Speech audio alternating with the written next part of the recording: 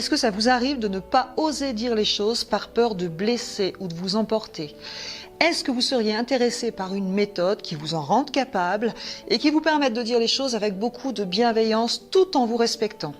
Eh bien, je vous propose de vous commenter la communication non violente. Ceci vous sera utile dans différentes postures de vie, que ce soit en tant que parent, manager, ami, professeur, bref, utile pour tous. Chacune de ces étapes est un vrai travail sur soi.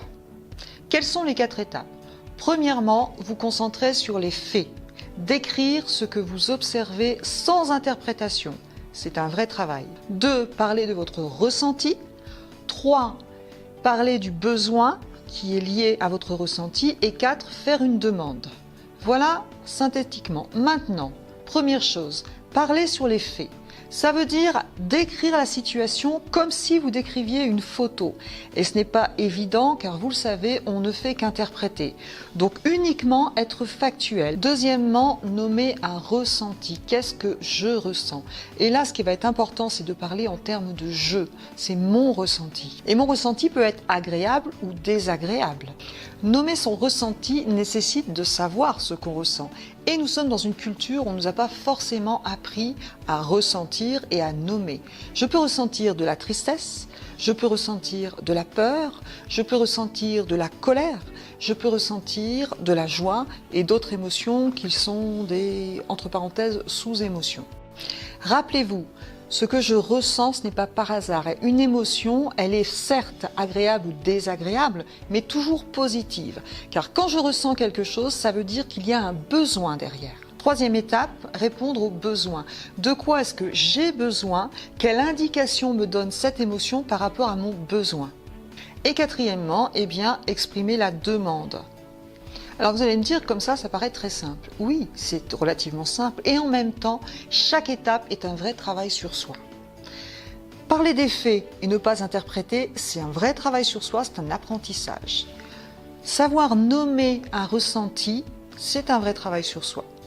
Savoir exprimer, reconnaître le besoin, on n'en a pas toujours eu l'occasion et on ne nous a pas toujours appris. Et faire la demande, eh bien, il va falloir oser. Un exemple concret, un collaborateur arrive systématiquement en retard. Plutôt que lui dire « tu es encore en retard et ça commence à bien faire », ce qui est un peu violent, vous pouvez lui dire « voilà les faits. Lundi, on commence normalement à 8h. Lundi, tu arrives à 8h15. Mardi, on a dû commencer à 8h20. Mercredi, on a dû commencer à 8h10. C'est très désagréable pour moi parce qu'on est toujours en retard sur le programme. J'avoue que ça a tendance un petit peu à m'agacer. J'ai vraiment besoin qu'on respecte un certain nombre de règles. Est-ce que tu serais d'accord pour qu'on en parle et qu'on trouve une solution ou que tu m'expliques qu'est-ce qui se passe? Vous voyez, c'est complètement différent en termes de message. Quels sont les pièges? Première étape, les faits. Beaucoup de personnes ont tendance à réduire les faits, alors que si vous élargissiez les faits, un petit peu comme si vous prenez une photo de la situation et que vous donnez beaucoup de détails, ça fait un petit peu comme un effet entonnoir et le reste va passer beaucoup plus facilement. Deuxième chose, le ton de la voix. La communication non violente peut être très violente si vous parlez sur ce ton-là. Le ressenti maintenant. Je vais parler en je vais aussi éviter le tu. Jacques Salomé parle des tu qui tuent, n'est-ce pas? Le tu est accusateur. Donc je parle en je. Et puis, c'est pas facile d'aller exprimer une émotion. Donc au départ, je vous conseille de faire simple. Dites simplement agréable ou désagréable. Troisième erreur classique, beaucoup de personnes confondent besoin et demande. Ce n'est pas la même chose et il faut vraiment formuler les deux. Souvent, on pense que parce qu'on exprime un besoin, c'est ce qu'on voit beaucoup dans les couples d'ailleurs, la personne a compris que c'était une demande. Eh bien non, pas du tout. Vous dites « j'aimerais ça, est-ce que tu peux faire ça s'il te plaît ?» C'est complètement différent. Quatrième chose, quand vous faites la demande, eh bien le ton que vous utilisez sera très important. Il aura un impact et sur votre émotion à vous et sur l'émotion de votre interlocuteur. Donc il est important de parler en douceur. Exemple, vous voyez bien avec les ados, la chambre n'est pas rangée et vous lui avez dit plusieurs fois et ça vous énerve. Vous pouvez dire « j'ai fait le ménage, quand je passe dans ta chambre, je constate qu'il faut que je slalome pour pouvoir accéder à la fenêtre.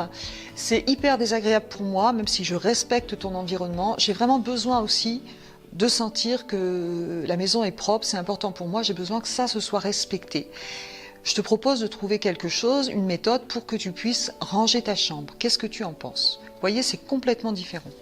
Dernière chose, parfois les gens me disent « oui, moi je l'ai dit et ça marche pas tout de suite ». Eh ben non, ça marche pas forcément tout de suite, mais en tout cas, sachez que vous avez planté des graines. Et à force de recommencer, vous risquez de voir le résultat changer. Deuxième chose, sachez qu'une technique est une bonne technique quand elle marche déjà très bien dans 60% des cas.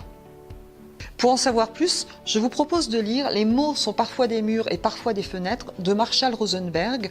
Un deuxième livre très intéressant, Quand la girafe danse avec le chacal. Pourquoi la girafe? Symboliquement, la girafe est un animal qui a un grand cou, donc qui prend de la hauteur, et qui a aussi un grand cœur pour pouvoir irriguer ce grand cou.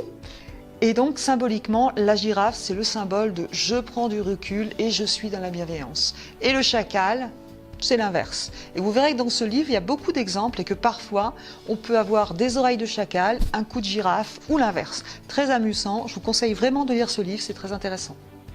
Si ça vous intéresse, rejoignez-nous sur notre site internet ou sur notre chaîne YouTube.